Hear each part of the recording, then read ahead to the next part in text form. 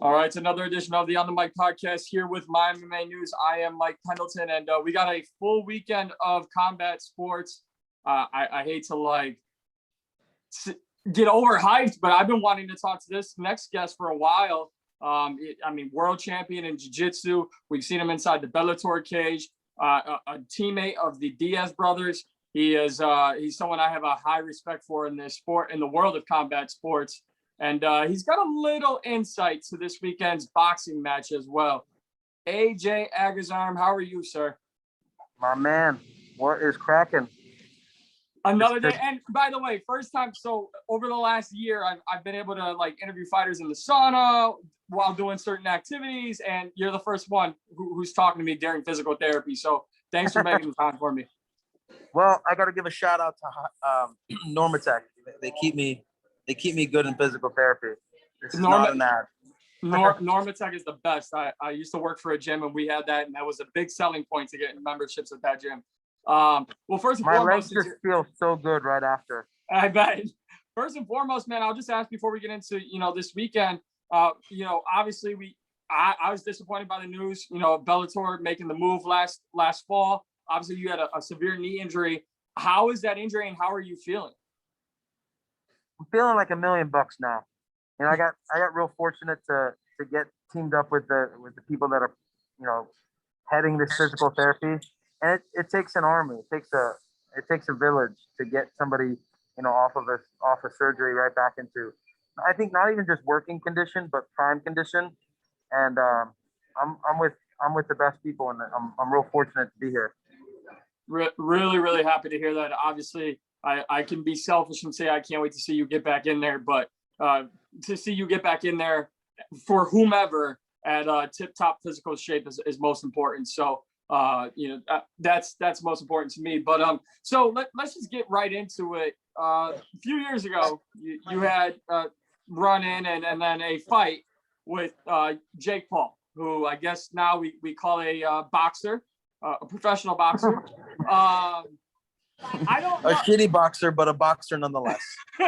I was going to say, I don't know where this interview is going to go, AJ, since I've also had, not in the way you have, but I have had interactions with the Paul brothers at my last job. And I'll leave it at sorry. I'll leave it at that. I was told I had to be away from them while they were around, because I didn't have respect for him. So I'll just ask you this first before we get into your history with him. Do you consider Jake Paul a legitimate combat sports athlete? This is my fault, by the way. I did this. Everyone can blame me. I never really understood the hate until now. I get it. Like, if you want to hate me for bringing Jake into the world of combat martial arts, it's my fault. I get it. But he's a kid. He's a kid first and foremost, and that I'm getting yelled at to be. I'm speaking excitingly. He's a kid, and I think that if there's anything that can kind of steer him in the direction of discipline and mindfulness and being an empath, it would have to be sports. Otherwise, he was just headed in a really, I think, bad direction. I can agree with that, and I can respect that. I think, especially this week, there's been so much that's been said by his side. But before we get into that, let's talk about. You said everyone can blame you. Take me through how you and him got linked up together and how this MMA fight came about, and then I'll follow up on that. I didn't know he was a big fan. We had a mutual friend, and he was like, "Oh man, I've been watching your grappling matches."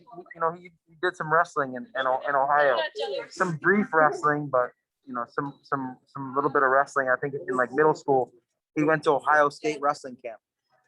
Shout out to Coach Tom Ryan. He's the one that holds those camps. He was doing it with Logan Stieber, and our mutual friend hit me up, and he's like, "Man, this kid he wants to do a cage fight with you." And I was like seriously?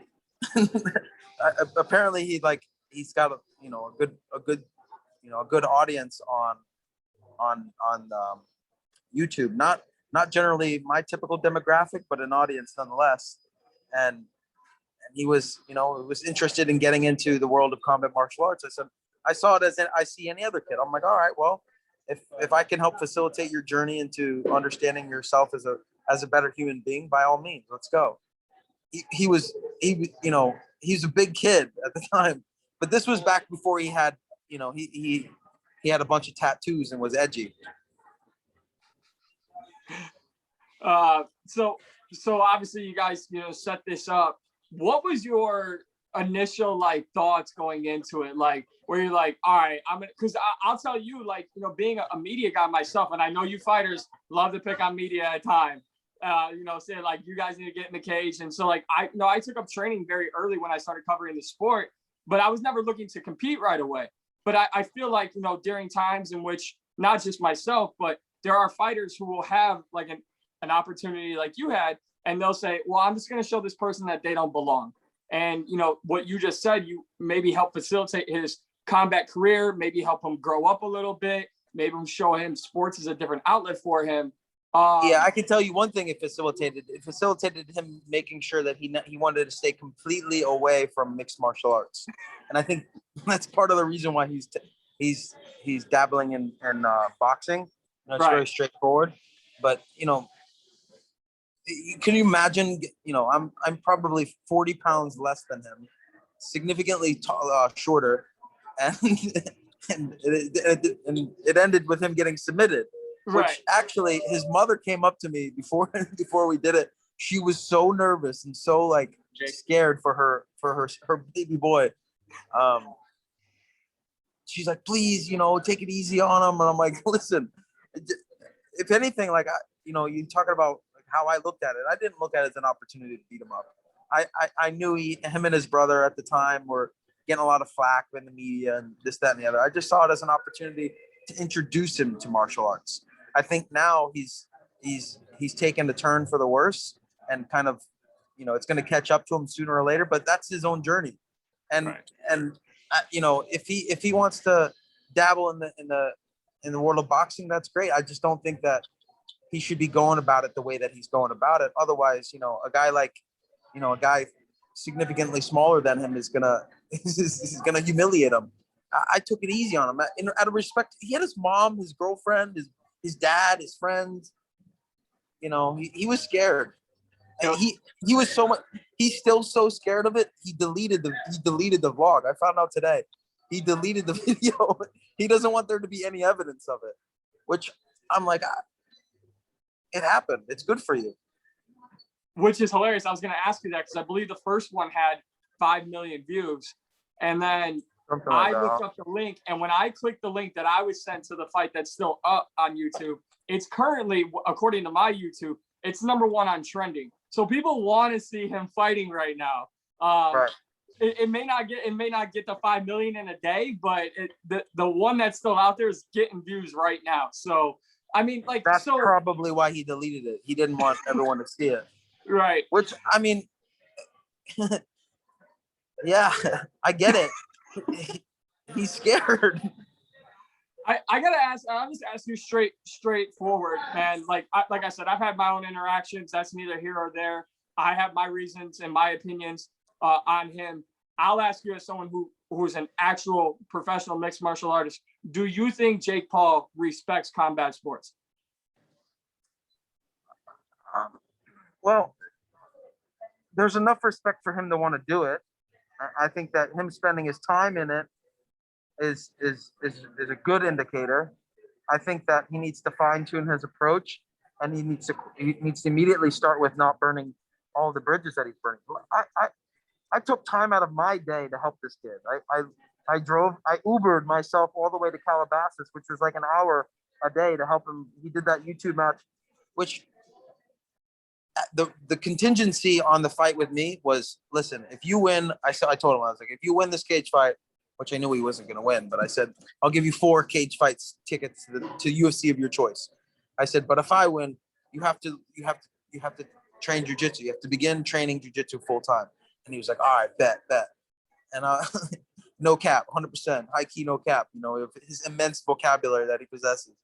But he didn't follow through on that promise. Not only that, I helped him I was going every day to help him train for the Deji boxing fight, which he had no clue how to throw a punch. His recruited boxing coach that he pulled in from Florida, I forget his name. I'm drawing a blank on it. What is his name? Do you know his boxing coach name? I could look it up while we're talking, but anyway, he came up to me and he's like, listen, if you can, you've seen my fighting style. I can take a few punches, especially from a kid that doesn't know how to punch. So as we were training, I would be like, oh yeah, hit me again. And I, kind of like a dad and his son, let him get a few punches in to make him feel better. And then he takes this footage and puts it on the internet to put himself over. I'm like, guy, I brought you into it one. I took it easy on you too. I went out of my way to help you, and this is your way of that. That's like the worst. That's like the opposite of what martial arts should be, right? Right. Well, and I'll just say, and I've said it, and I've actually written about it, 3 months ago when all this was happening, I believe with the Nate Robinson fight. I, at the time, felt there was no place for him in combat sports because of his approach. All respect to anybody and everybody who steps inside the ring or a cage or in a grappling match. I give everybody that respect. But the way he's going about it, the approach, calling himself, a legitimate professional fighter, a prize fighter, and calling out the biggest names in the MMA world. It's saying, we're closer to a Conor McGregor fight than most people think. Like, I mean, not that you care about my opinion, the dude fought Nate Robinson. Like, I grew up playing basketball. I'm a basketball fan. He's shorter than me. Like, come on, man. Like, you can't, that's not the hill you want to die on if you're trying to get into combat sports. And I think that's the reason why he's going the route that he's going with Askren, which I'm like, Askren is the furthest, like in terms of like one championship fighters and Bellator champions. He's probably the worst striker in the history of those rosters, like combined. Like, if there's anybody that's going to help kind of, well, what do you mean? I beat a 30-year combat martial arts veteran. In a boxing fight, his expertise is grappling and wrestling, which even then it's just like, it's just a boxing fight. If he really wanted to test him, to say he was a legitimate fighter, he should test himself against the guy that's, I don't know, who would you want to see him test himself? He needs to test himself against me. First and foremost, that he did a cage fight with me, and he didn't get humiliated. He got humbled, and I should have done worse. And that's why I'm saying, if I would have done a little bit more, I don't think that he would be acting this way. If he would have been in his jiu-jitsu class doing his upas and his line drills, I think that it would clean up his act a little bit more. But he's got no respect, and you don't learn that unless you have a lot of years and time into martial arts. And he's shortcutting it. He's shortcutting around it. He's trying to circumvent it, because that's what he's learned as a YouTuber. That's what he's learned in his algorithm experience, is to cheat the system. And you can't cheat the system in martial arts. Sooner or later, it'll catch up to you. And I hate to be the guy that's going to say I told you so, but it's going to happen, and it's only a matter of time. You can't act like that. I was graceful to him because he's a kid. He's a kid that wanted to learn martial arts, and no matter where you're at as a martial artist, you always want to push the envelope for people to learn to respect it. And I think that he's going to unfortunately learn the hard way. He's a wet paint kid. If he sees a sign on the bench that says wet paint, he's not going to trust the sign. He's going to touch the chair, right? So now he's trying to cross the threshold. But even like these networks and these programs are giving him light to, I don't know. It's a tough conversation, because I think the more attention we give to it, the more we legitimize it, and he needs to learn the hard way. I think the only thing that makes sense to me is he has to run it back. And I'm more than willing to run it back in a strictly boxing format, because he doesn't have the wherewithal to understand mixed martial arts yet, which is why he's focused on primarily boxing, which is very straightforward. Listen, anybody, my 12-year-old niece could spend 6 months in a boxing gym and understand that it's very straightforward, right? Especially if you're testing yourself against arguably the worst striker in the history of MMA. or an NBA player. He's manipulating the algorithm, and he's doing that with everyone's perception of what a fighter is. The hard part that we have is people that have spent hours and years and just so much time in the martial arts. It's like, why are we giving this kid any recognition whatsoever? He's insulting it. He's embarrassing us. I did see something on the internet the other day. It's just like, we're not sending Askren. Like, he's not representing us, because it's going to look really bad. He will. Let me tell you something. Askren's face will be planted on the canvas and before the end of the second round. There's no doubt about it. He's athletic. He's tenacious. He has agility. He has a little bit of intellect, not much, but there is a little bit of intellect there. And he's going against a guy that let's just lay out the facts. He's going against a guy that's over 35. He just had a hip replacement, and he's not known for his striking abilities whatsoever. I was just gonna say, like, I was gonna get into it when you've got a guy, YouTube guy who still needs to learn a little bit more respect and humility in the sport, but he's going up against a guy who, as you given the title of worst striker in MMA history across two promotions. Your official prediction, I guess you just said it, Jake Paul will beat him in the second round. Yeah, and that's not like I'm saying like good things about Jake. It's just like that's right. It's just insider information. I think that the boxing that we did have together, this was back in 2017. This was before I even spent time with Richard Perez and the Diaz brothers and just focus on striking. So the striking that he did get with me, he'll say like, what do you mean? We talking about earlier? I'm like, listen, first off, I was trying to teach you how to punch. You didn't know how to throw a punch. I was told, Milton is his name. There it is. I was told by Milton to help him, like, get some courage and get some, belief in his punches. So I took a couple punches for the kid and he turned around and used it against me. Well, I tell you one thing's for sure. You definitely don't want to feel you thought that was easy. Now imagine I have 2-3 years of striking background with Richard Perez, arguably one of the best boxing coaches in the world. And even his approach, like, I tried to get him into this is the time I was living in Hollywood, and I was going over to Freddie Roach's gym. I said to Jake, I was like, Jake, come check out Freddie Roach's gym. I think it'd be good for you. He's got an exclusive part of the gym that you can work out with him, and it's freaking Freddie Roach. He comes in with all this bling and these glasses, and I look at him. I'm like, take these off. What do you like? I'm like, have some respect. Take your hat off. Take your sunglasses off. Take this stupid watch off, and talk to him like a reasonable person. And he came at me with all this prima donna attitude, and I'm like, you're not gonna make it, kid. You don't get it. You got to check your ego when you walk into a gym, especially when you walk into a gym of a living legend like Richard Perez or Freddie Roach. Right. He doesn't have that. He doesn't have that humility. It's going to take time for him to get beaten out of him. What do you make of Ben Askren? Askren's not going to be the guy to do it. What do you make of Ben Askren joining up with Freddie Roach? Who else would he go again? Who else would he go with? Right, I hear it. That's a fair point. But you talk about a guy in Richard Perez, guy I have the utmost respect for, and your teammates, Nate Diaz and all your other teammates. I got to ask because it's happening soon. Right. Nate will be back.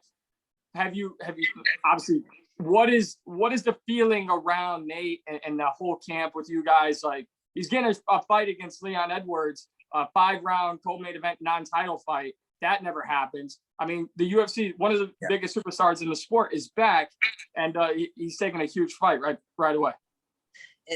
And see, that's the kind of mentality that the Diaz brothers embody. Just anytime, anywhere, it don't matter. You want to run it, run it. I think now he's a little bit more calculated in the fights that he's taking. He's anybody that has over 30 professional fights, like, I don't care what the ratio is, what the record is. Like, you have over 30 professional fights, like, hey, respect. You know what I mean? Right. That's 30 walks down the plank that, like, I've done 5, and I look at Nate sometimes and I'm like, how I don't understand it. Like I had 5 and I'm driving myself crazy. Imagine multiplying that by 10. Right. Well, my question to you is about his fight. Is he's fighting a guy in Leon Edwards. I have 2 questions here. One, to take a fight against Leon Edwards, I think the immediate reaction is, people are like, who's Leon Edwards? And then they go, why would Nate take that fight? You would know better than most why he would take that fight. So I'll have you answer that first. And then the second one is Kamaru Usman did an interview yesterday and said if Nate were to win and Kamaru wins against Masvidal next weekend, he would offer up a title shot to Nate, but doesn't believe Nate would take it. Yeah, I think Nate is less motivated by the title of things, and more so about what's important to him. And that's, hey, anybody, that's how it should be for anybody. Really checking your intentionality of why you step in the cage. I mean, that's probably a better question for Nate. I don't know, but I will tell you that what I've seen and what I've heard about this guy Leon is that nobody wants to fight him, and Nate's like, well, I'll fight him. Right. Why not? You guys want to play games about who's going to be fighting who? It's just like, I'm trying to fight right now. Oh, you want to play games? You want to do this trilogy fight instead of the trilogy fight that you're supposed to do with him? It's just like he's trying to get, he's got mouths to feed. No time to dilly-dally. And I think a lot of fighters out there are dilly-dallying, waiting for the right fight. But if you take the mentality of a Diaz, which is anytime, anywhere, it don't matter, you guys got to shit or get off the pot. There aren't a lot of fighters that possess that mentality. And they're the epitome of it. I'm going to keep it very real and like unscripted, unedited here. One of the biggest reasons, and I hate to ever admit being a true fan of someone, but I am of you, is because you come from that same mentality. No bullshit. Like you said, shit or get off the pot. Like anytime, any place, you don't care. Like you show up, like, and you're always there, whether it's in grappling or in a cage. Like you've always come prepared to fight, and still, even now with a Jake Paul, like if I'm being honest, like AJ, you don't need to waste your time humbling him, but you're willing to do so, and the MMA world thanks you for that. But and the humbling that I'll have to probably do on him won't be like an organized professional setting. It's past that point. It's just like, if I see the kid, I'm gonna have to slap him now. Right. And I have to do that because I have to kind of rub his nose in his shit and say, listen, you're over here giving me a bad name. You're making me look bad. That's what my professor would do if I was running around the tournament kicking trash cans and doing stuff that I shouldn't be doing. I'd have somebody to answer to. And he's hiding from me. He's hiding from me so much so that he's deleting content about that we used to do. Yeah. I mean, it kind of speaks for itself, but my question on all of that was, man, like, what is that? What is having that? And some people call it old school, right? Old school mentality, because nowadays we have YouTube stars trying to be combat athletes. So what does that mentality mean to you, and kind of how have you grown it into not just your career, but like your personal life of just, you're focused on what's in front of you. You don't back away from any challenges. I mean, everything that you've done, it kind of epitomizes a Diaz and a Diaz mentality. Yeah, man. They're for me, they're as good as it gets, if not the best ever. And that's not, that's you just see it. It's right before your eyes. And someone like, like the YouTuber, he could benefit from understanding that, because right now he's cherry picking it so that he could, create the illusion of, so that he can create this, false persona. He's a poser. He's faking it till he can make it. And sooner or later, you're going to have to get your hands dirty, and you're going to wish that you did your due diligence beforehand and not burn some of the bridges that he burned. But hey, everyone's on their own journey. The journey that he's on is in for a rude awakening. And I'm not saying I'm going to be the one to do it, but it's going to catch up to him. And he's over here flapping his gums and talking about this, talking about that. He at the end of the day, he don't really want it. He does not really want it. He wants to look good for his friends and family, to create the illusion that he is a fighter. He doesn't, that.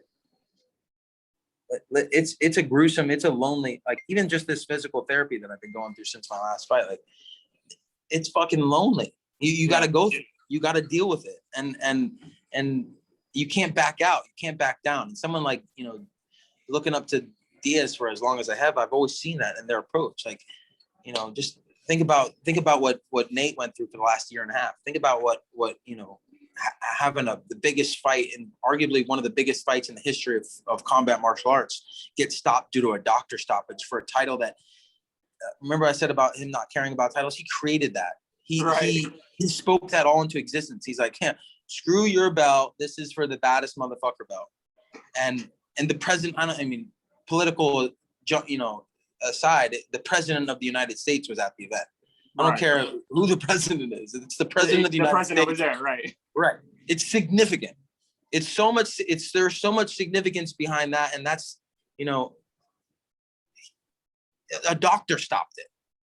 Yeah. And think about that. The baddest motherfucker got declared the baddest motherfucker off of a doctor stoppage. Well, he was losing this fight. He was getting humiliated.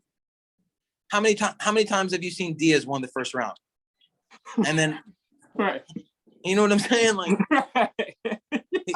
yeah. No, and that's one of the things I wanted to say too. Like to you is that, you know, I was living right outside New York City at the time of that fight, and so I was watching it at a bar in New Jersey, and I remember people saying like, "That's Nate Diaz. Like, you can't stop this fight," and blah blah blah. And then I was talking to people who had never really watched UFC before, and they go, "Wait, a doctor stopped it?" And I'm like, "Yeah." And then they saw the cut, and they're like, wait, he wants to continue with that? And then like you hear the other people who have been watching the sport, they're like, yeah, he doesn't give a shit. Like, no, like do that to his other eye. It'll make the fifth round that much more exciting. But no, man. And then go ahead. And then Masvidal talking about that he broke his spear. I'm like, he didn't break nothing. You got, you know, you had an out, and now you're taking it and running with it. And then as soon as look how dumb he is. He got mopped up by Usman real quick. He's so dumb. He could have ran it back and, you know, took his time. And now it's all confusing.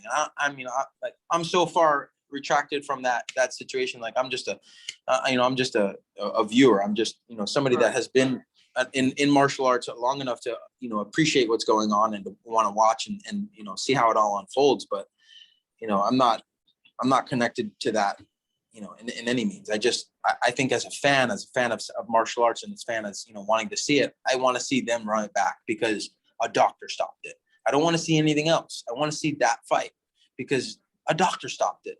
I also want to see the trilogy fight between him and Conor. I'm like, why did that not happen? I still don't get it. And then they're going to run it back. They're going to run back to the other one. I'm like, that doesn't make any sense.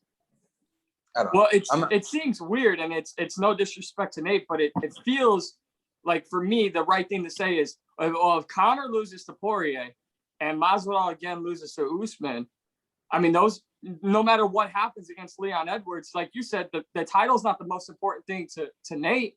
So if those two guys were to lose, Nate could, now all the cards are right back in Nate's hand, even after being away for a year and a half. He can go, all right, well, your two biggest cash cows just lost. Even if I just won, or if I just lost, I've got more credit than they do right now. Let's make a fight. They call that poetic justice. Or Stockton justice, depending on who you're talking to. Yeah. No, but man, I'm super, you know, grateful to have this opportunity to talk to you, but I don't want to, you know, end this without giving you an opportunity. And I'll say this, you know, I'm not too far into it, but I respect anyone who gives me their time, both as a fighter and as a person. And I know you're big on Clubhouse. You had a really good chat with George St. Pierre. What is that at for you to have a platform like that? Like, I have Zoom and YouTube, but nobody really gives a shit about half the things I have to say. But for somebody like you, who has credentials, who has a resume, and is well respected throughout multiple combat sports avenues, to even open up Clubhouse to the world of mixed martial arts, like, you're doing a great thing, man. Yeah, I mean, I like the concept of Clubhouse. Like, it's reintroducing the audio file. If you look at, and that's why guys like, you know, the kids like the YouTubers were able to thrive, because they were good at twisting the image of what it's supposed to look like. You can't fake audio file. Like there's so much more substance to it. Like you know, people that are going to want to follow you are people that are going to want to listen to the things that you have to say. And if you can't you can't hold a conversation for more than 2 minutes and people aren't going to, want to stay up to date with you. And I think that Clubhouse is reintroducing the audio file. And that's what we really need right now. If you look at all multimedia, at all social media up until this point, it was all behind a lens. So It was all pitch focus, and that generally, favored, the splash in the flash in the pans, the clickbaits, the YouTubers doing crazy and insane shit just to get views and to get themselves notoriety. When the people that you listen to on Clubhouse are the ones that have years and years and years and years of experience about a subject matter, and they can talk about it. You don't really know something until you can communicate it to someone else. And you'd see some of the best fighters in the world, and they're horrible teachers. They can't teach it. They can't show it. And it's just like, well, how well do you really know something? And I think that what Clubhouse is doing is it's bringing that back. It's more focused on the quality versus the quantity. And it's like, are you familiar with chat roulette? Yeah. Yep. It's chat roulette. For those of you guys who don't know what Clubhouse is, it's chat roulette meets Omegle, meets Yik Yak, meets Reddit, meets podcast, meets social media, meets LinkedIn, meets Tinder, meets the telephone. That's great way to sum it all up, man. Yeah. No, and I got to say, like, I absolutely love it the way you described it, because, for me being on the MMA media side, I used to do audio only. I have a radio background. I don't have video edit, like, as part of my issue with Jake Paul. You know what I mean? Besides the fact, like, come on, man, like, we know what's real, we know what's not. At least I do. I mean, I have a video history as far as, like, knowledge, but I don't have the tools and instruments to make these 100,000 view, interviews. But, people said, like, hey, to grow in this media world on the MMA side or in combat sports, you got to do video interviews. I'm like, I don't mind doing them. I can do it, but I'm with you. Like, I love the audio files. Like, just listen, because if I can pull your attention, if you're at home and you don't need to see me, but you need to hear me, that speaks volumes to me. So I also think that hell yeah. And I've met some really, interesting people that I didn't even know had, a lot of interesting, even people that I knew. I'm like, oh my God, you got a lot to say. I put on the notifications. I'm like, anytime you go, like, someone that I really enjoy listening to is Dane Cook, like his approach to comedy and his art as a craftsman in the comedic world. I think that he's one of the best performers, and he can take to a platform like Clubhouse and thrive. And really that's the key. That's the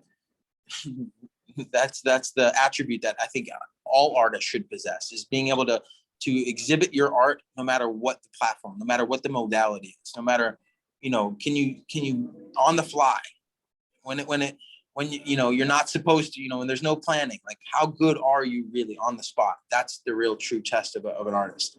And what I like about Clubhouse is that it's very, it's all organic. It's just unraveling before everyone. It's in beta. It's still in beta. And I think that I'm more excited about being a part of it because it's in beta. I get to see it in its wild west days, right? And see it sort of unravel and see, who the cream always rises to the top. So I think just, being a fly on the wall in some of these rooms and listening to some people, it's awesome. We've managed to build a pretty good, I think a good size audience with the Fight Club and the Brazilian Jiu-Jitsu Club. Like my goal is to just open up the discussion, to keep the conversation going. And hold on, getting a. Can you still see me? No, but it's okay. Well, so my buddy Mark Hamblin, he's one that he started the conversation on the Fight Club, and as soon as I saw it, I was like, this is the idea, and it only had like 2,000 people in the Fight Club, and I was like, this is amazing. What we're doing is we're opening the discussion within the kind of reaching the crossover audience. The people that love fighting are always going to talk about fighting. That's right. I actually hate it. The rooms that I'm in a part of on Clubhouse are like, sci-fi or shoot your shop style rooms, comedy rooms, like zodiac signs, just like off the wall stuff that it's like trying to find the crossover. And when Mark had the Fight Club, I saw it and I was like, let's bring the conversation to Clubhouse in the fight world. And, you know, we had guys like Hoyler Gracie, you know, Guy and the Valente brothers, Hickson's daughters were on there. George St. Pierre, Nick Diaz was on there. I'm trying to convince Nate to go on there, but it's just like, you know, it's a good means. It's a good new means, and I'm just happy to kind of just somewhat understand it. And I've been spending a lot of time on it because I'm in physical therapy and I just listen and I enjoy it.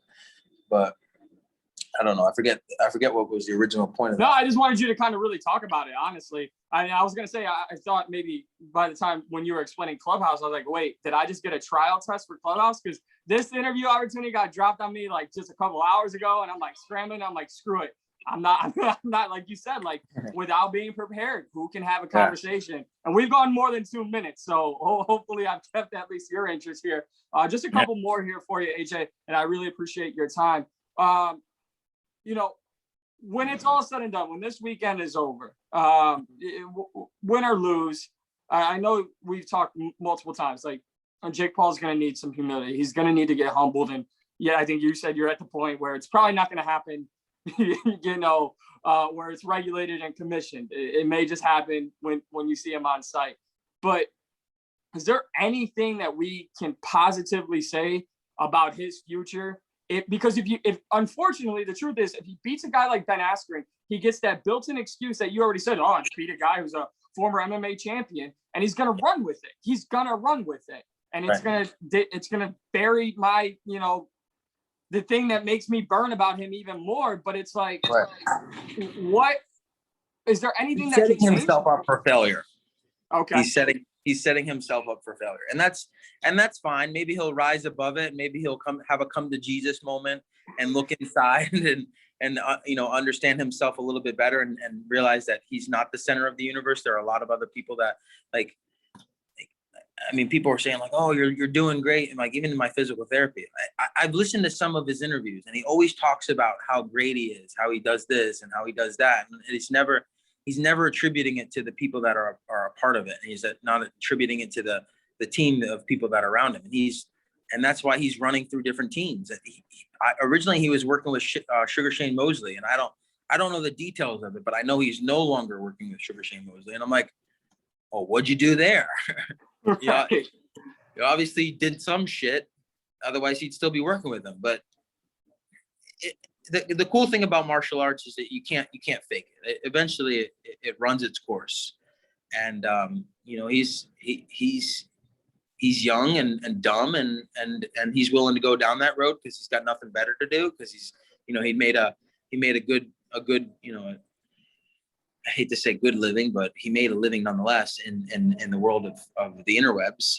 Him and his brother. I think his older brother is a little bit more sophisticated in his approach to things and has a better understanding. I think he's went through enough stuff in his own life to, you know, to have some humility.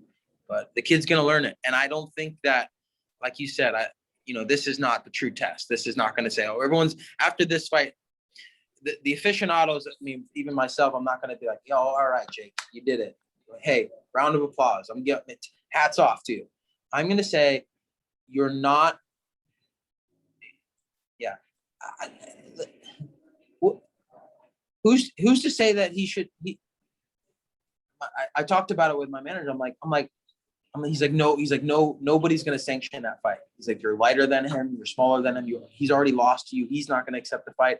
And I'm like, well, it should get to the point where he wouldn't want anything more than that fight. And if he wants to do it professionally, great. If not, I'll find, like, I got my own stuff going on. There's a reason I'm not flying all the way to, you know, Atlanta, Georgia to go watch this shit show. Otherwise I would, but right. He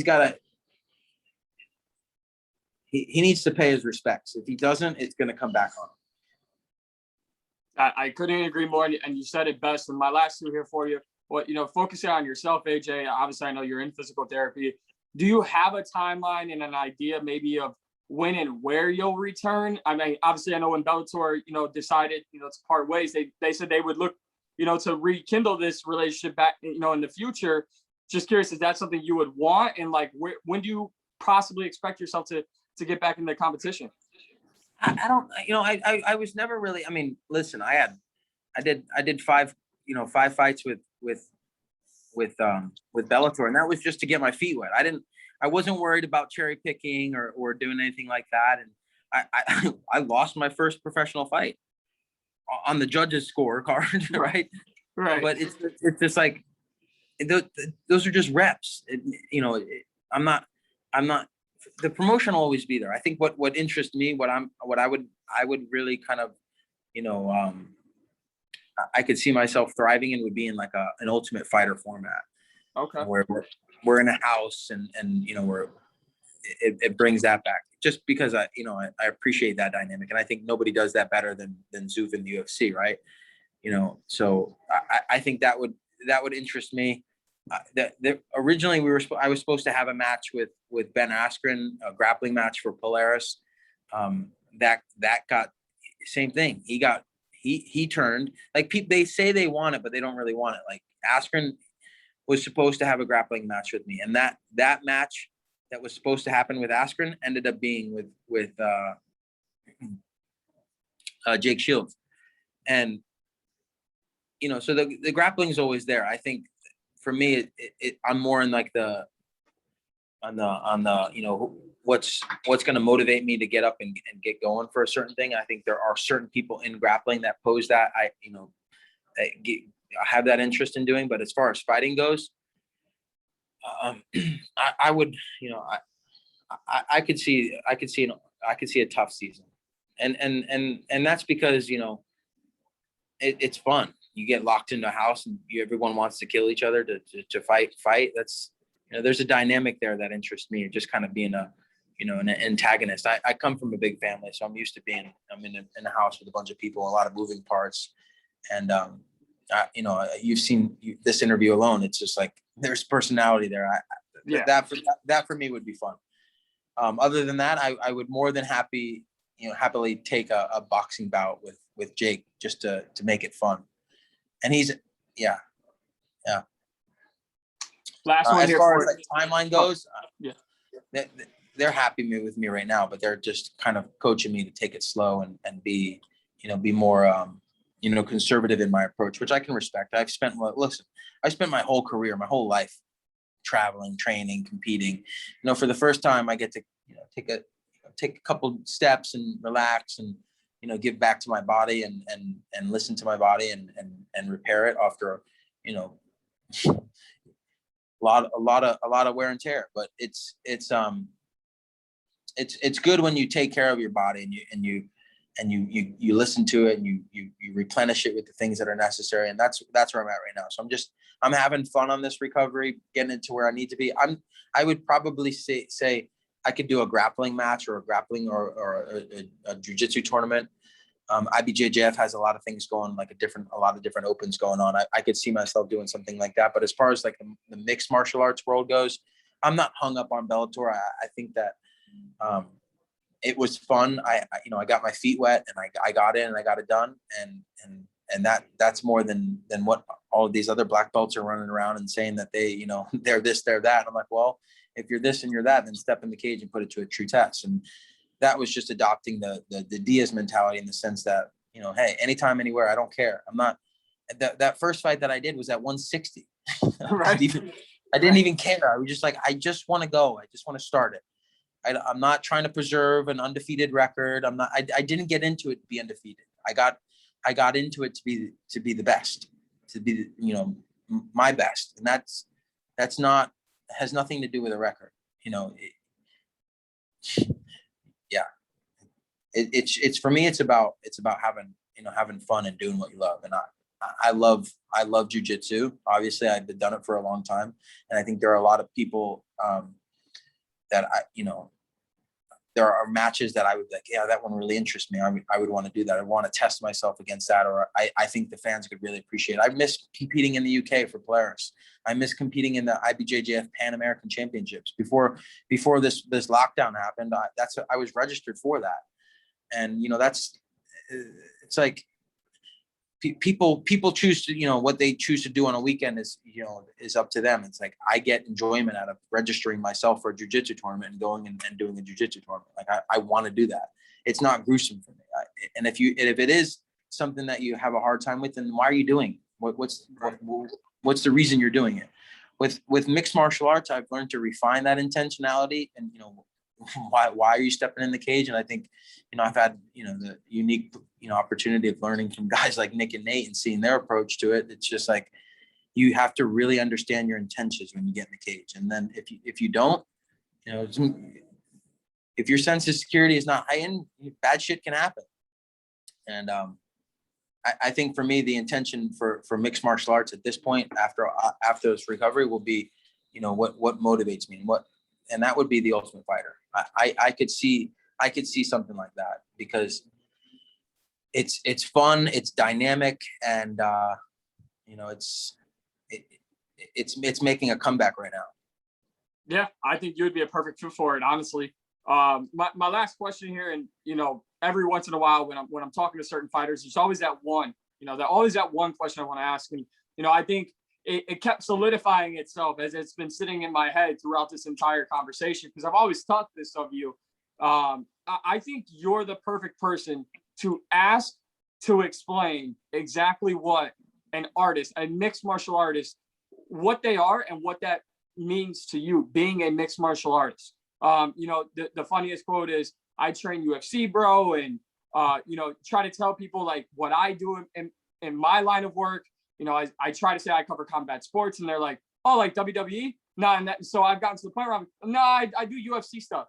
And I'm like, oh, is that the fake fight? And they still don't get it. So for me, you know, as someone who's come into the game and tried to cover it and interview from a outsider's perspective, focusing on what makes the fighter, not the technical side of what makes a fighter, because you have great people in this business who focus on the technique. I'm not one of them. For me, I think you're the perfect person to ask, you know, what is a mixed martial artist and what does it mean to you?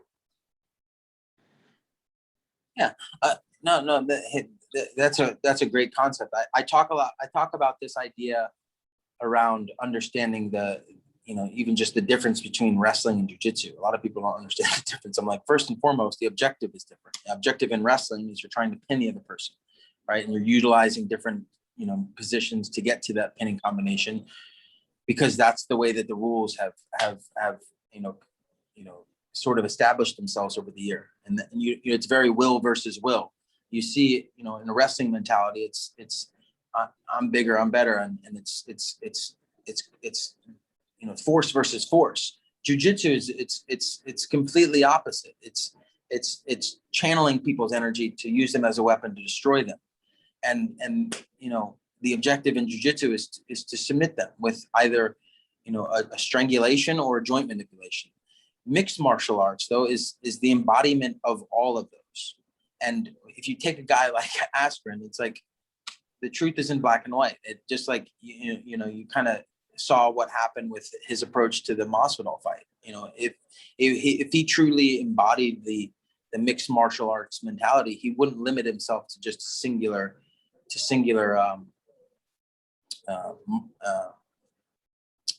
tool, right? I mean, being a mixed martial artist is you have to at least have, you know, the number one rule in martial arts is never make an assumption. I can't assume that this guy's going to do that. I can't assume that he's going to do that. I have to be ready, you know, for anything and everything. And you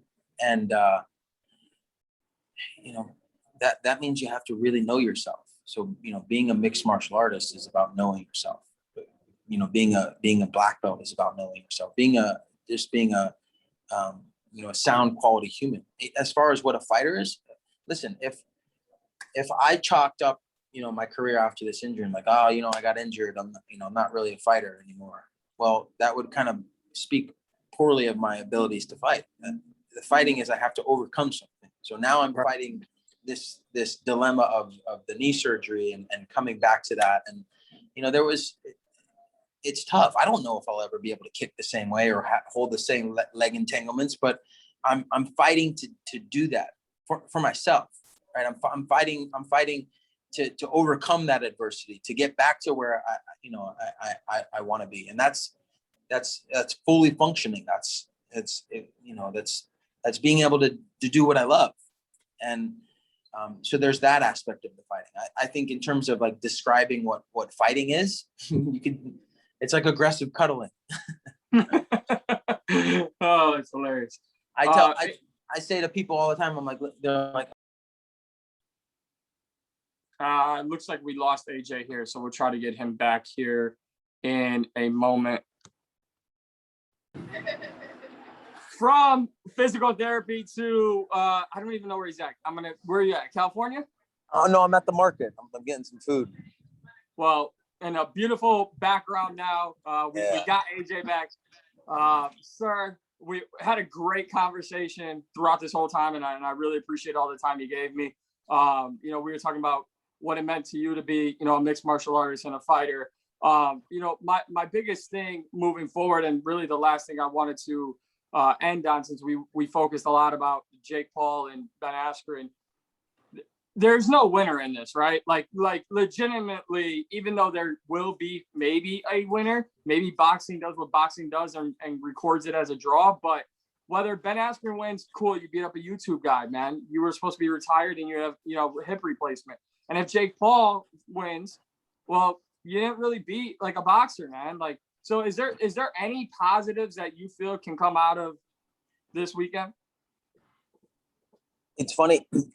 Before I got on here with this, I started scrolling on Instagram, and as soon as the first thing I saw was an Ariel Helwani post about the weigh-ins that were going on. I said, this is probably the worst weekend in sports history, or Ariel must be completely bored for us to be talking about this. But I don't know, man. Yeah.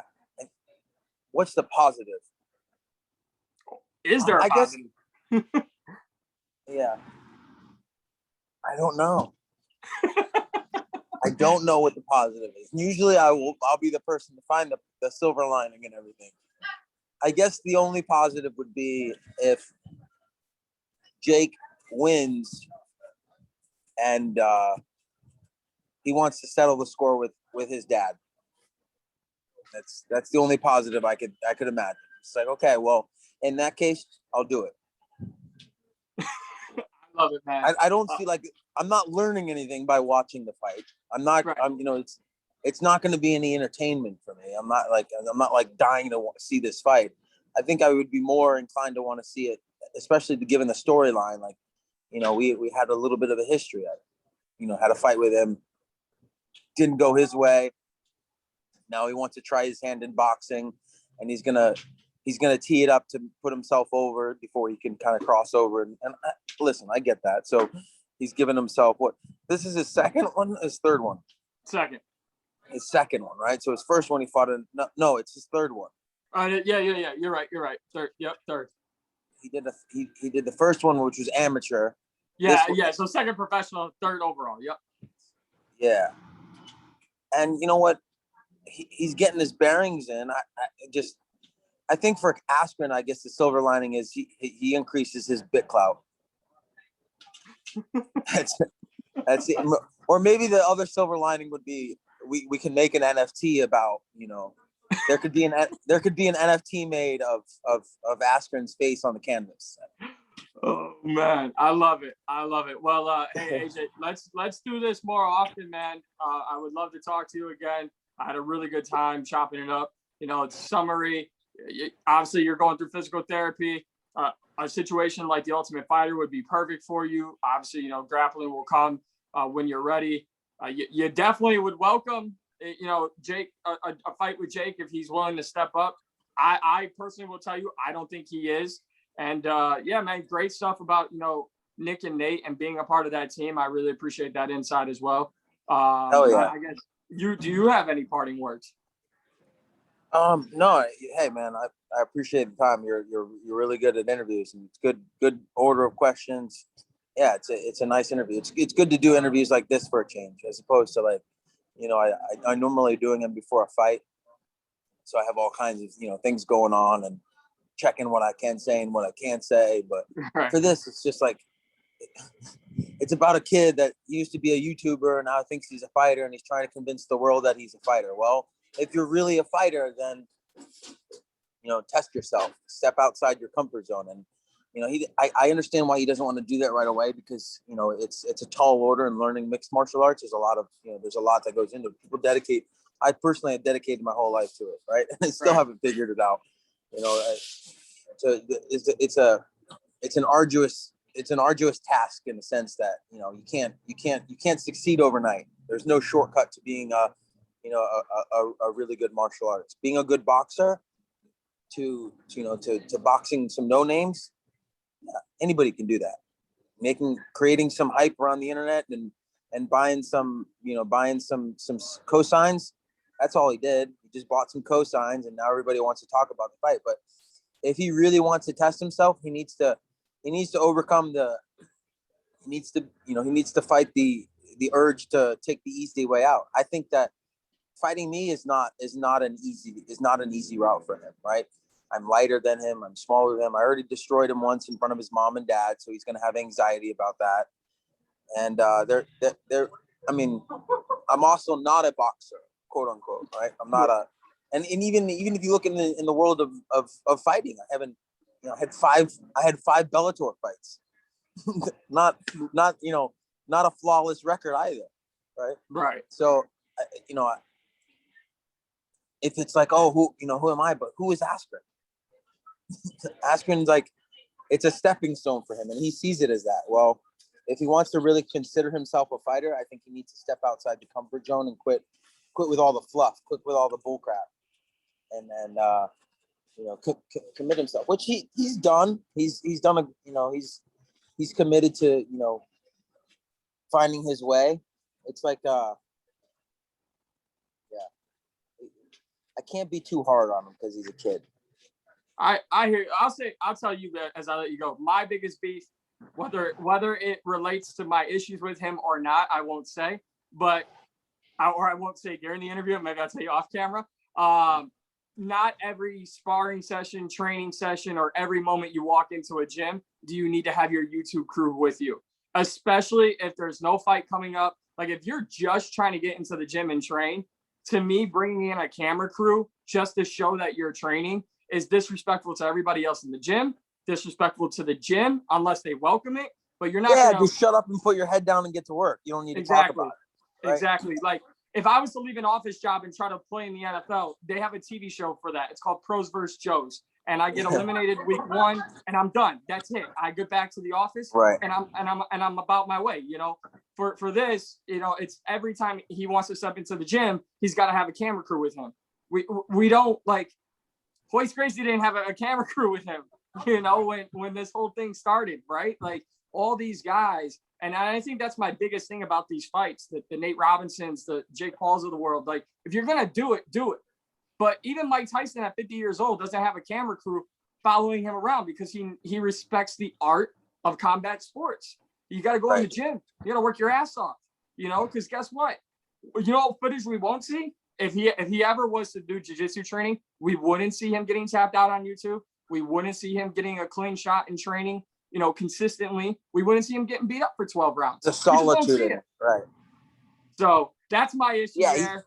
His effort is to make himself appear to be something that he's not. And that's what I said earlier. I said, he's a poser. He's a poser until he takes fighting seriously. And the only time you're going to take it seriously is when you cut all the bullshit. You cut the act. He knows.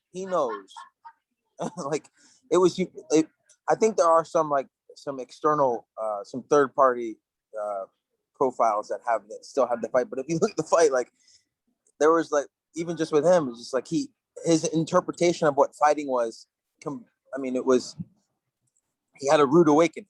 There was a portion of him in his mind, and I gotta love that you love the believer in people and the hope that people possess. But Like he actually thought that he stood a chance against me. And he probably even still after this point, like doing some boxing sparring with me and maybe having, you know, his little 3 boxing bouts that he's done. It's still not enough. And that's the hard reality that he's gonna have to face one day, and just really just come to terms with that. Other than that, it's just like you're just trying to make it look good for the people that don't really know it, and that's cool because you're introducing people to the world of fighting and you know, let the big boys take over after you're done, you know, getting people all riled up about it. But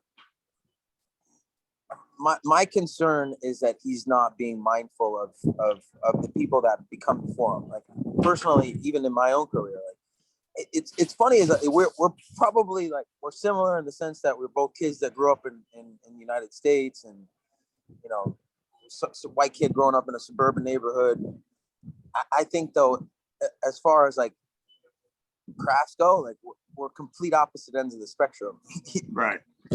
And I stand on the shoulders of giants of the people that came before me, right? The Hodger Gracie, the Marcelo Garcia, the Damian Maya, the Hoist Gracie. Like these are the guys that got it to where it's at. And has nothing to do with me. I'm not special. There's nothing special about me. I work hard. I do what I'm supposed to do, and I listen to who I'm supposed to listen to, and then the rest works itself out. He has to figure that out. He has to get to the conclusion in his own life that, you know, what's he really doing this for? What's the intentionality behind it? And sometimes you don't learn that. Like you don't learn that right away. It takes time. So I think the silver lining really, and the more that I talk to you about it, is it's giving him an avenue to find himself. My only concern, like I said, is the interpretation of what fighting is for people that don't know fighting. Just like you asked me, how do you explain? People think that fighting is what Jake Paul's doing. That's like, I'm shaking my head. I'm like, why, people? God, please give us somebody that can fix this. And unless he wants to acknowledge it, which he probably won't, because it was embarrassing for him. He should want that boxing match, not because of me, but because like that would be a true test for him. He could, you know, he has to deal with the fact that there's someone that spent a lifetime working a craft, not even just the singular craft of being jiu-jitsu or wrestling. Like I said, most people don't even know I started with wrestling, right? But to have a guy that's smaller than you to defeat you, like that's gut wrenching. Like you have to face the cold hard facts sometimes, and he's avoiding it. He doesn't want to face it. He's afraid of it. So he's gonna have be in for some rude awakenings. I like I said, the only concern I have is the people's perception, and everyone biting on this. Like Ariel's talking about it like it's something legit. The people that know it's not legit know it's not legit, and it's gonna make way for the cream to rise to the top.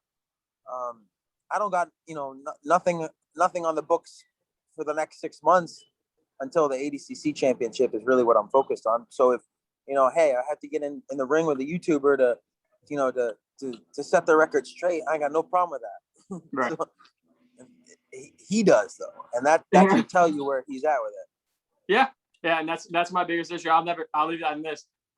His last fight against Nate Robinson, I remember I work retail on the side, and I'm very busy mall in the Chicagoland area. And I was like getting close to the end of my shift, and I'm walking through the store, and I'm like, and there's like this quote unquote famous TikTok guy. He's got like his TikTok handle all over his hat and his clothes. Yeah. And I'm like, oh, great.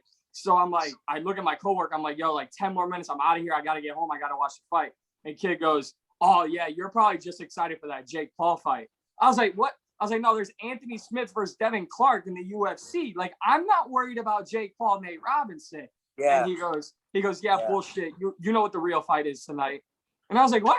And I was like, yeah. And that's exactly what you're talking about, the people's perception. And it's just, it's the same, and no disrespect to the great, but it's the same thing with Mike Tyson. People, when he came back, he was like, oh my God, Mike Tyson's he's fighting Roy Jones Jr. And they're two grown ass men mean, in the backyard, there just happens to be a ring in the backyard. Like, it's not what it would have been 30 years ago. And for Jake, it's not what it may ever be for him because he doesn't take it seriously. AJ, man, this has been a great conversation. Really appreciate you hanging out with me and kind of working through the kinks with me. And man, yeah, no, sorry about my phone dying. No, it's all, like I said, man. I'm gonna send you a portable charger, and we can link up whenever, man. You're doing great. I love all the stuff that you're doing with Clubhouse, your career, and kind of just how you approach the day to day. So good luck to your team. Obviously, you guys have a big fight, with Nate coming up here. Yeah. Yeah, definitely can't wait to see that fight and see what happens from there. Yeah, hell yeah. Teammates Chris Avila and Jose Aguayo are also fighting soon. I know they're going to be fighting in Iowa, I think next weekend. So I'm trying to figure that out. I guess one of the other guys that was supposed to fight Jose backed out just today. Don't quote me though. I don't know. I'm just still figuring it out. You're fine. Do you know, is that Cage Aggression or what is that? Do you know the promotion they're fighting for? I don't know the promotion, but they've done a few shows in Iowa. You might know it, Iowa City or something around there.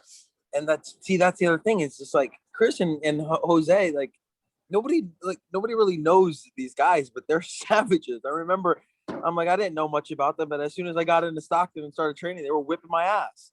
I was like, okay, well, I need to figure this stuff out. Jiu-jitsu is not going to save me here. And I had to check myself. I had to, put my ego aside and not talk about like this and that and that. It's just really kind of dive into the weaker links. And look, the cream will rise to the top. He's not working. He's just not working in the direction that he should be working. And it's unfortunate because it's going to catch up to him eventually. And I'm going to have to go and I say, listen, bud, I told you so. Told you. Or show himself. Or show himself. Well, and that's the only thing. Like it's like when we talk about fights that we're going to want to watch, there's the technical aspect of why it's intriguing, right? The styles that make matchups. What's the style of this fight? An old washed-up wrestler that wants to take on a tenacious kid. What's the narrative? I don't even know. Well, the narrative could be, 4 years ago, but all that footage is going to be scrubbed and he's going to deny it. And I would say to you, like, what's the purpose of even trying to run with that narrative? You know what I mean? Like, he's just going to shoot it down and it's not worth your time or effort to be like, if you don't want to. Like the thing with Logan, I liked because he had to kind of like work to get back to his, like, he ain't running around trying to pretend like he's a fighter. He just did the boxing match as a means to kind of fight through his own adversities and get himself back into the positive light on social media. And I think he's done he holds some interesting conversations on his podcast. He stays in his lane. Right. And in a lot of ways, I think he helps his younger brother realize it. As soon as he started popping off about Nate Diaz, Logan had to make a quick phone call to his brother and say, listen, idiot, do you realize who you're talking to? Well, here, you're going to make me say it. I wanted to hold it back for quite some time. People have said like it's, water under the bridge. But I was working at this brand new like Mall of America that opened up in New Jersey, right outside New York City. And the Paul brothers knew the owners. So they were always guests, celebrity guests. Well, without giving his name out, one of our security guards is an actual MMA fighter from the East Coast, trains at Nicotone, all those guys. Like, he's got like real training and he's competed in professional fights. You would never walk into that mall and be able to point him out, and he doesn't flaunt it. So one of the security guards that was with the Paul brothers was like, hey, we've got one of our security guards that's an actual fighter, and then we have one guy who covers fighting. He works in guest services. And he's like, no, I'm the real fighter in this mall. I'm the one. And either one of them can come into the gym and we'll get it on camera. And it's like, come on, dude. First of all, I'm 50 pounds lighter than you. Like, kicking my ass is like removing an 8-year-old from a roller coaster. Like, let's relax. like, you know what I mean? Like, you're not coming at it all wrong. Yeah. Right. And that was my thing. Like, I train so that when I talk to guys like you, I have a better understanding of what the hell I'm talking about. That's why I train. I don't flaunt to be a fighter or anything like that. But I've gotten my ass kicked several times by, Midwest fighters So I learned a lesson. But I keep that inside. I keep that in-house. You know what I mean? And so for me, I've respected the martial arts. I've had an opportunity to go down to American Top Team and train with those coaches there. They didn't need to do that. So for them to open their door, I grew a whole new level of respect. And that was early on when I started covering this sport. So the flaunt in a mall that's not even fully open and act like, you know, you're the shit and you want to have your camera crew around two people who don't even want to like, it's not a bragging competition. Yeah, it's not a competition. So just stay in your lane, like you said.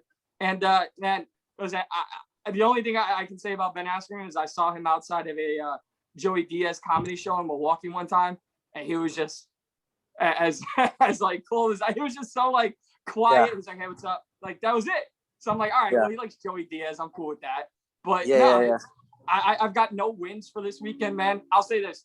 The best part of this fight is it's setting up an opportunity for you and I to talk and that's the silver lining. That's the silver lining right there. We can create a combo out of it.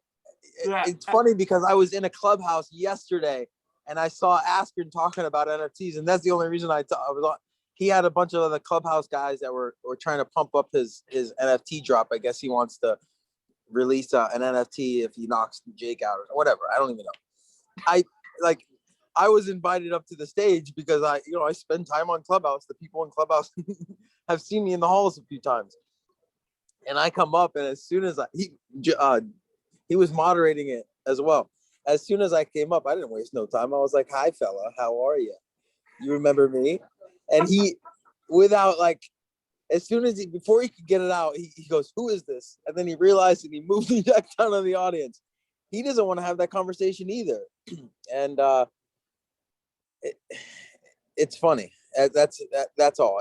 Hopefully this will be good for both of them. I think the underlying tone here is just stay in your lane, and Ben's not doing anything wrong. He sees this as an opportunity, as a cash grab, and an opportunity to increase his internet clout, which is BitCloud, and everything all is moving in the crypto world and the NFT space. And hey, that's a smart move on his part. And even just seeing, like, he's not taking it serious. He doesn't. If you look at the way that Jake is approaching this versus the way that Askren is approaching it, like Askren just like he's on vacation. He does not care, and that's the way he should be. He's not taking this serious. He's not taking any of the interactions serious, and that should tell the people that it's like it doesn't matter the outcome of the fight. It's a kid that wants to test his hand in boxing, and I think that's important for all kids to go through that. I would have more of a disciplined and a refined approach, but at least he's fighting. He's fighting himself, and that's what fighting offers us, is that it gives us a visual of a lot of things that people are fighting with on a daily basis. Look at moms. Look at people with life extenuating circumstances that have to get through it. They're fighting themselves. There are so many people in my life that are fighting, that are much better fighters than I am. I just have to do it in the physical form, right? Exactly. They're actually fighting through, real life adversity. These are the fights that I'm going through are, I mean, in the cage, like I'm electing to walk in there. That's why I look at my knee injury and I'm like, I can't really get down about it because I elected to go into that. It's not underwater basket weaving. I'm gonna have, there's gonna be a broken leg. There's gonna be some things that I have to physically overcome. The only thing that does though is it gives a visual for people that are fighting things to be able to look in their own life and say, hey, I saw the way that you dealt with this, the way that you fought through that, and the way that you overcame that adversity, and it spoke to me. And it gave me the wherewithal to overcome my adversity. Well, what is Jake fighting right now? He's fighting himself. He needs to be a better version of himself, and he's gonna have to, take some lumps in the process before he figures it out. Hopefully, eventually, he figures it out. I think the only way that he's gonna learn that way is if he overcomes his fears, gives his dad a call, and and we go from there. Otherwise, I'm I'm completely embarrassed the fact that this is the state of fighting right now, is that we have to log in and see this. I obviously didn't rub his nose in the canvas enough when I had the opportunity.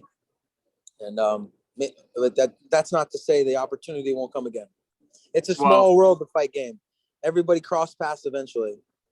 Well, if I can help manifest it, we could do this. We can do this all the time. We could do it. We could do it daily until he actually says yes. And we'll put it on YouTube. We'll make it pretty graphics. We'll tag him in it. No, but in all seriousness, man, like I definitely, I think now, even after my first time talking to you, I definitely want to see that. But more than anything, I want to see you healthy, see you back doing what you love, seeing you compete. And if that comes up, then it comes up, and I'll just sit front row, either not there, but either at home or somewhere, and let the world watch, like we both said, what the real martial arts and what real combat sports is, and how to be a fighter and how to carry yourself. AJ, man, it's been great. Like I said, let's do this whenever. You're a great man, and you continue to have my solid support. And wish you all the best. You're good at it. Thank you, man. I appreciate it. I listen, not to say he's the end all be all, not to say like he's the guy, but I listen to a lot of Rogan. So daily. So yeah, you know what? He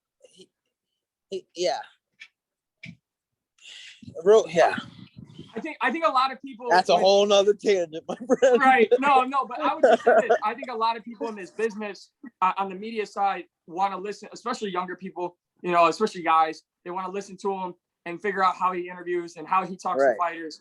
I listen to how he talks to everybody else, comedians, scientists, anybody else that's not a fighter. That's what I listen to, because the fighting conversation comes natural. I'm a guy who was covering professional like football and basketball at like 17, 18 years old. I'm now 29 covering fighting for the last 6 years. So I'm still learning every single day. So it doesn't come natural. So I watch him as a way to have conversation. So I really appreciate the compliment, because, I've been tested by fighters before. I would look at Ariel, maybe add Ariel to your. Ariel's a good friend of mine, actually. Yeah. Well, he's got a very it's a diplomatic approach, and he sees a lot.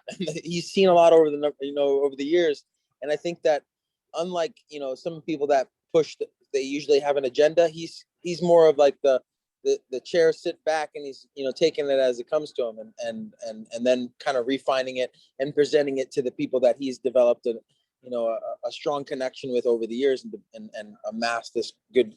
A lot of people listen. I mean, I even as a fighter, I respect Ariel's opinion. He sees things that I don't see, and hears things that I don't hear, and his lens, I think, is always interesting. And even just like you said, not about even him interviewing fighters, but what his questions are. You could tell a lot about a person by the questions that they ask and when they ask. And when he's talking to a fighter based, it's usually about, he talks on like substantial, like guys right after the fight, he'll have them on his podcast, and his orders of questions are always unique because it's tailored to that person, and seeing them navigate around that. I always appreciated that, because it puts it back on them to say like, oh, okay, well, I never really thought about it like that. He's an interesting guy, and I've always enjoyed listening to him. Yeah, same here. Like he took me under his wing very quickly when I got in this sport. So we've been friends pretty much since I got started. Yeah, so he's been a big help. But yeah, man, you'll never hear me, especially when you get back in the competition, you'll never, and you could hang up as soon as I do, you'll never hear me go, so how was training camp? I can't be that cliche guy. I can't do it. But no, I really do appreciate the compliment, man. And like I said, lifetime invite on this show whenever you want.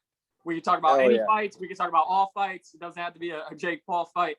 I really love your perspective, and want to continue to help in any way I can, help grow your brand. I'm with it. Maybe get you on Clubhouse. Start doing some weekly shows in the Fight Club. I would do it. I would love to do it, actually. Hell yeah. Well, just send the info to John, and he can get it to me, and we'll coordinate it. All right, for sure, man. I appreciate it, AJ. Thank you so much, man. And like I said, we'll be in touch. All right, boss.